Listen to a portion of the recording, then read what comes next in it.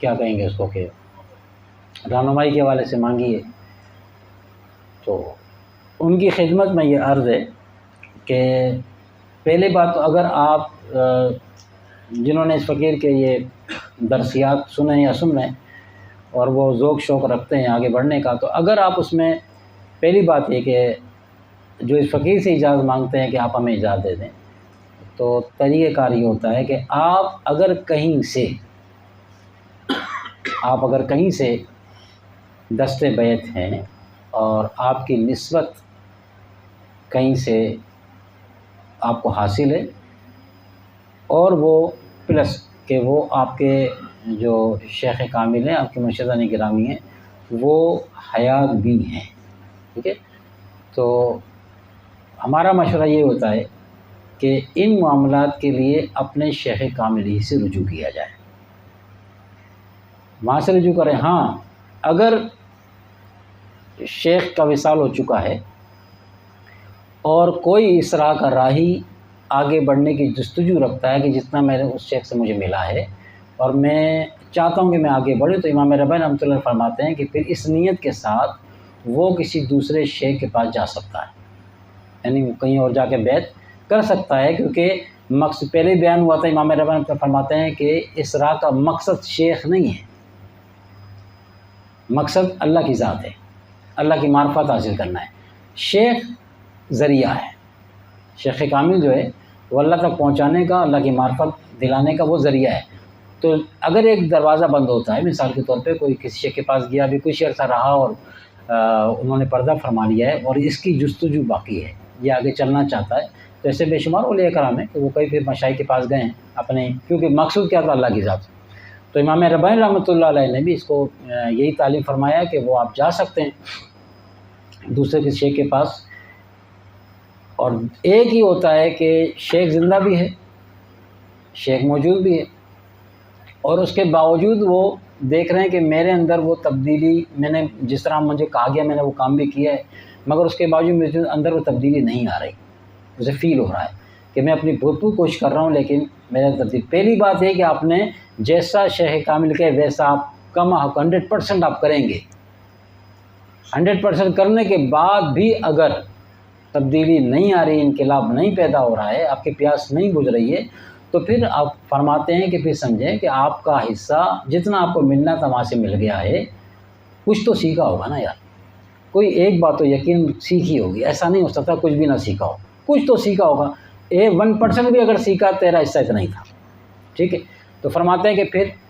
کسی دوسرے شیخ کے پاس جا سکتا ہے، شرط یہ ہے کہ اپنے پہلے شیخ کے متعلق بدگمانی دل میں نہیں لائے، یہ طریقت کا حسن،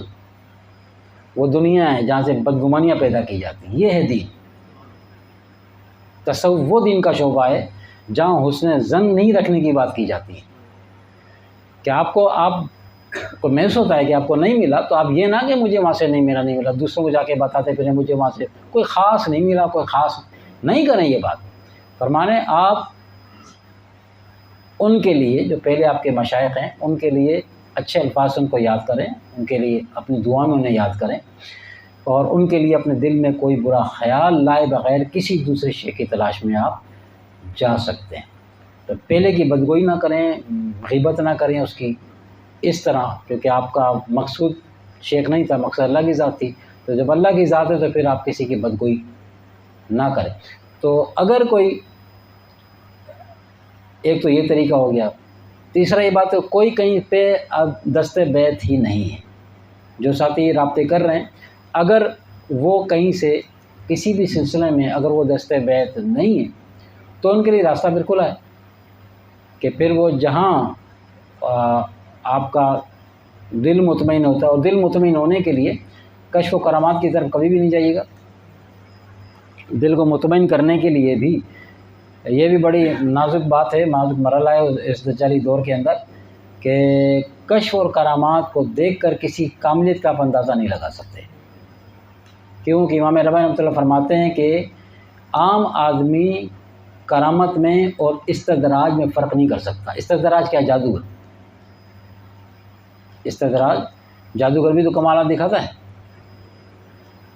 ہوا میں اگر ایک اللہ کا ولی اڑ سکتا ہے تو جادوگر بھی اڑ سکتا ہے۔ شیطان ہوا میں اڑتا ہے نہیں اڑتا، منٹ میں ادھر سے ادھر آپ کی یعنی کہ سوچ سے بھی تیز جاتا ہے وہ۔ یہ کمال تو اس کو بھی حاصل ہے، تو کیا کریں؟ پھر اس کے ہاتھ میں ہاتھ دے دیں۔ یہ کرامت یہ کمال تو اس کو حاصل ہے، نہیں دیں گے نا۔ تو پھر ہمارے پاس جو معیار آیا ہے پہچان کا، وہ پتہ ہے کیا ہے؟ امام ربانی نے جو معیار دیا اپنے مکتوبہ شریف میں کہ جب آپ نے شیخ کامل کی تلاش کرنی ہے تو آقا علیہ السلام کی شریعت کو سامنے رکھو، حضور کے طریق پہ چلنے والا، حضور کو فالو کرنے والا، یہ اس کسوٹی پہ لا کے دیکھو۔ اگر حضور کی شریعت پہ کی کسوٹی پہ پورا اترتا ہے تو اس سے جو عام پبلک دیکھنا چاہتی ہے کرامت پر، میں ایک کرامت بھی نہ ملے اس سے، ایک کرامت بھی ضائع، وہ تمہارے دل کی چھپی باتیں بھی نہ بتائے، تم نے گھر میں کیا بات کی تھی وہ نہ بتائے، یا تم وغیرہ وغیرہ بہت سارے معاملات ہیں، تو وہ کوئی ایسی بات کوئی نہ کرے جس سے ہم لوگ متاثر ہوتے ہیں جن باتوں سے، وہ نہ بتائے نا، کوئی فرق نہیں پڑتا۔ وہ جو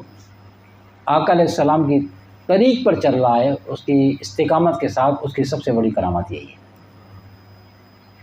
اور امام ربانی اس سے ایک آگے بڑھ کے جملہ اور فرماتے ہیں کہ لوگ کرامت مانگتے ہیں، آل اللہ سے کرامت طلب کرتے ہیں، ایک تو یہ کہ وہ آقا علیہ السلام کے طریق پر ہوگا، یہ اس کی کرامت ہے۔ ہاں ایک وہ باتیں بتاتے ہیں، بڑی اچھی بات یاد آئے گی۔ آپ فرماتے ہیں کہ لوگ اس جو آقا علیہ السلام کی امت کا کوئی ولی وہ کرامت نہ دکھائے، طلب کرنے پہ بھی نہ دکھائے، طلب کرنے پہ بھی نہ دکھائے، ٹھیک ہے۔ فرمایا اگر کرم کو یہ بھی کرامت سے ظاہر نہیں ہو نا تو فرمایا کوئی مذائقہ نہیں ہے۔ کیوں؟ فرمایا یہ فقیر اپنے الفاظ میں آپ کو سمجھا رہا ہے کہ وہ آسان میں آسانی سے آ جائے گی۔ یہ جس نبی کی امت کا ولی ہے نا، یہ جس نبی کی امت کا یہ ولی ہے، ٹھیک ہے، اس نبی کے معجزے ہی اس کی دلیل کے لیے کافی ہیں۔ اور ہمارے نبی کے معجزات اور نبیوں کے ختم ہو گئے، ہمارے نبی کا معجزہ تو ایک بہت بڑا، سب سے بڑا معجزہ زندہ جاوید چل رہا ہے، وہ کیا ہے؟ قرآن مجید، قیامت تک چلنے والا معجزہ۔ باقی سب انبیاء کرام کے معجزے آئے اور ختم ہو گئے، ہمارے نبی اکرم صلی اللہ علیہ وسلم کا معجزہ قرآن شریف جو ہے وہ اللہ نے اپنی ذمہ داری پہ لے لیا ہے، تو وہ قیامت تک ویسی کا ویسی ہی رہنا ہے۔ تو فرمایا کہ اپنا اس سے کرامت طلب کرنا نہیں، یہ دیکھو کہ وہ جس نبی کا کلمہ پڑھتا ہے ان کے معجزات کا کم ہے۔ اور جس طرح کہا تھا کہ ہمارے حضور علیہ السلام تم معجزے دکھا دیے، آقا علیہ السلام کی مہربانی، ورنہ ذات مصطفیٰ تو خود معجزہ تھی، اور نبی معجزہ لے کر آیا، ہمارا نبی معجزہ بن کے آیا۔ شاعروں نے بھی شعر پڑھے ہیں کہ اور نبی معجزے لے کر آیا، ہمارے نبی کی شان کیا، ہمارا نبی معجزہ بن، سر سے پاؤں تک معجزہ بن کے آیا، اللہ کی دلیل بن کر آیا۔ وہ جو بات فقیر بتانا چاہ رہا تھا کہ اپنا آل اللہ کا، فرماتے ہیں کہ اللہ والوں سے کرامت طلب کرنا، فرماتے ہیں کہ فرماتے ہیں کہ آل اللہ کا، فرماتے ہیں غور کرو اس بات پہ کہ زمین پر جو آل اللہ کا وجود ہے، اولیاء کرام کا، فرماتے ہیں اس زمین پر اولیاء کرام کا وجود ہی کرامت ہے۔ چہ جائے گا ان سے کچھ اور طلب کیا جائے، ہمیں بتاؤ، دل کی بات بتائیں، وہ 10 سال پیچھے کی بات کوئی بتا دیں، 5 سال آگے کی بات بتا دیں، تو یہ ان چیزوں کو تو صاحب نے مکتوبات شریف کے اندر ان چیزوں کو بالکل ڈیگریڈ کیا ہے۔ یہ کوئی معیار نہیں ہے، کشف و کرامات کوئی معیار نہیں ہے۔ اور آپ نے یہ بھی فرمایا کہ ہاں دنیا ان کے پیچھے بھاگتی ہے، کہ جو یہ دکھائے گا پھر لٹتے بھی اسی طرح ہیں، پھر ایمان بھی غارت اسی لیے ہوتے ہیں کہ وہ بیٹھے میں دکانداریاں کھول کے وہ تو ہاتھ کی صفائی اور نظر بندی کر کے آپ کو بیوقوف بنا کے آپ کا مال بھی لوٹ لیتے ہیں اور عزتیں بھی لوگوں کی لٹ جاتی ہیں، وہ جادوگری دکھا کے۔ کیوں؟ کہ ہمارا جو مقصود تھا وہ صرف کرامت تھا، خدا نہیں تھا،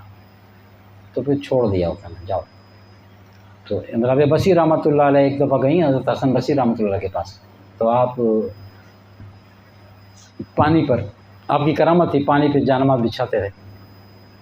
اور نماز پڑھ لیا کرتے تھے۔ آپ کو جب گئیں تو دیکھا کہ رابعہ بصری رحمۃ اللہ علیہ، تو دیکھا کہ حسن بصری رحمۃ اللہ علیہ پانی پر مصلی بچھا کے نماز پڑھ رہے ہیں۔ آپ نے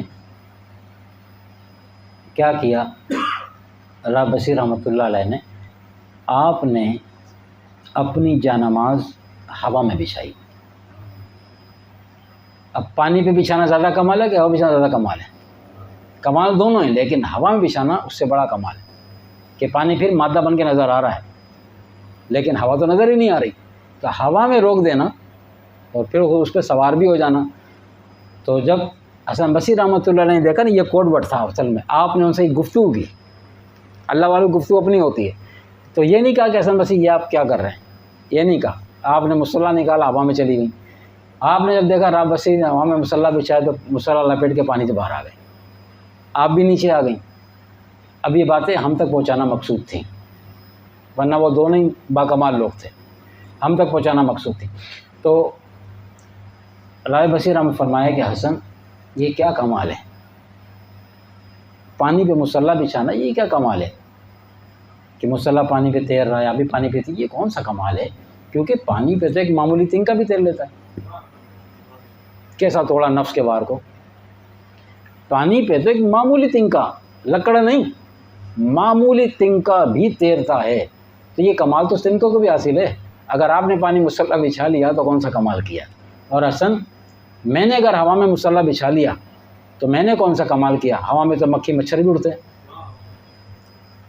یہ کمال تو مچھر کو بھی حاصل ہے، یہ کمال تو مچھر کو بھی حاصل ہے، تو میں نے اگر کیا تو کیا کمال کیا، تم نے پانی بچھایا تو یہ کمال نہیں۔ یعنی فوکس گھما کے لائیں، کمال یہ نہیں ہے، کمال تو مصطفیٰ علیہ السلام کے طریق پہ چلنا ہے، وہ جس کو حاصل ہو تو پھر یہ اس قسم کی کرامتیں، یہ کوئی کمال، یہ چیزیں کسی سے ظاہر نہ ہو، وہ کہیں چمکتا دمکتا نظر نہ آئے، کچھ نہ ہو، کچھ نہ ہو، فرمائے لیکن کوئی ایسا مل جائے جو آقا علیہ الصلوۃ والسلام کے طریق پہ چلنے والا ہو تو اس سے کرامت طلب کرنے کے بجائے اس سے وابستہ ہو جاؤ، وہ تمہیں وہاں تک لے جائے گا۔ اللہ تبارک و تعالیٰ سے دعا ہے کہ اللہ تبارک و تعالیٰ